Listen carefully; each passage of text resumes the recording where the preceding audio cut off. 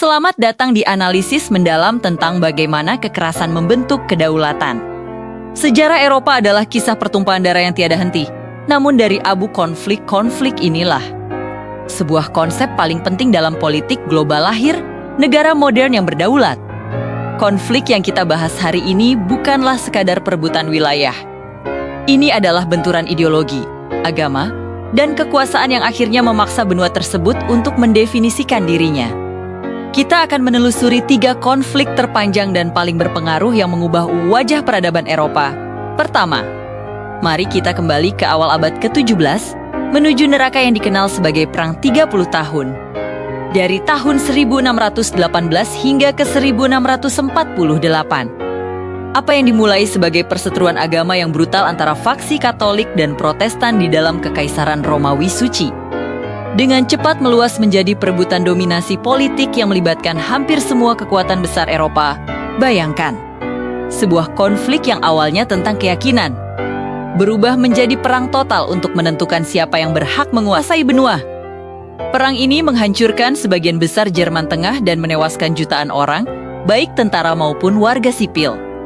Ini adalah salah satu periode paling gelap dalam sejarah Eropa, di mana kehancuran dan kematian menjadi pemandangan sehari-hari. Namun, dari tragedi inilah lahir sebuah solusi yang revolusioner.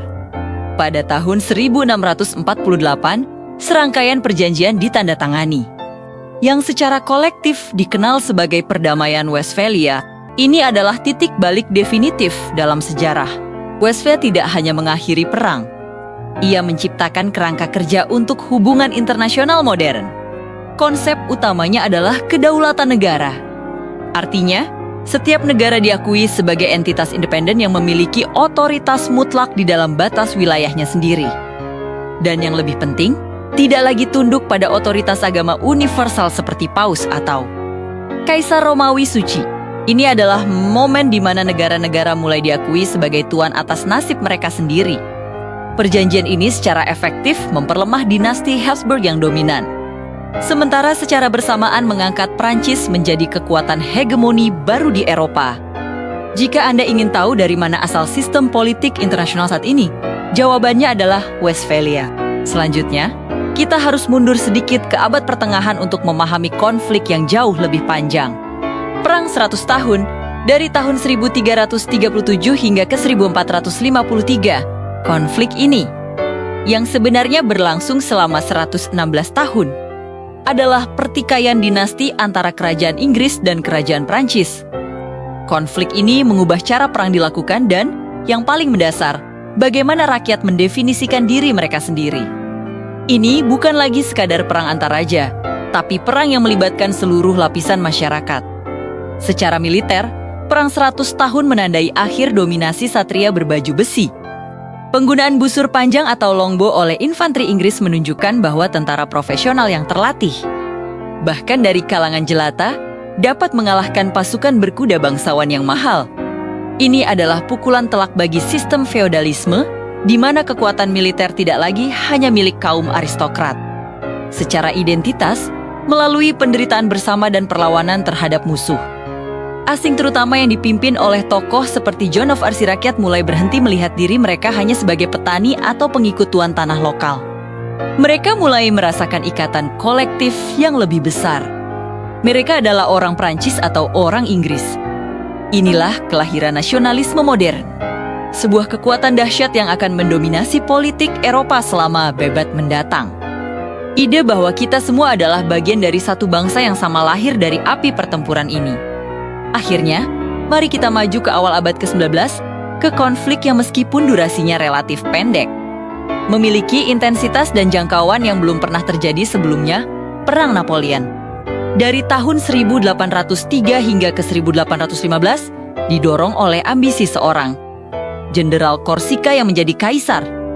Perang ini membawa ide-ide radikal dari revolusi Prancis ke seluruh benua, seringkali melalui ujung bayonet. Pasukan Napoleon menyebarkan ide liberalisme, kesetaraan hukum, dan penghapusan feodalisme di setiap wilayah yang mereka taklukkan. Meskipun akhirnya dikalahkan di Waterloo, Napoleon meninggalkan warisan yang tidak bisa dihapus. Kode hukumnya, yang dikenal sebagai Code Napoleon, menjamin kesetaraan semua warga negara di mata hukum dan menjadi dasar sistem hukum sipil modern di puluhan negara. Bahkan di luar Eropa, hukum ini mengubah cara masyarakat diatur. Dari sistem berbasis hak istimewa menjadi sistem berbasis hukum yang sama untuk semua. Secara geopolitik, Perang Napoleon secara tidak sengaja memicu sentimen penyatuan di negara-negara kecil Jerman dan Italia. Kekalahan Napoleon di Wina menghasilkan kongres yang mencoba mengembalikan monarki lama, tetapi benih-benih penyatuan nasional sudah tertanam. Perjuangan melawan dominasi Napoleon justru memperkuat rasa kebangsaan mereka, yang pada akhirnya melahirkan negara Jerman dan Italia yang bersatu pada akhir abad ke-11. Jadi, jika kita membandingkan dampaknya, Perang 30 tahun memberikan Eropa kerangka sistem negara yang berdaulat melalui perdamaian Westphalia. Perang 100 tahun memberikan identitas kepada negara-negara tersebut melalui nasionalisme. Sementara itu, Perang Napoleon mengisi jiwa negara tersebut dengan sistem hukum modern, birokrasi yang efisien, dan ide-ide kesetaraan yang menggugah.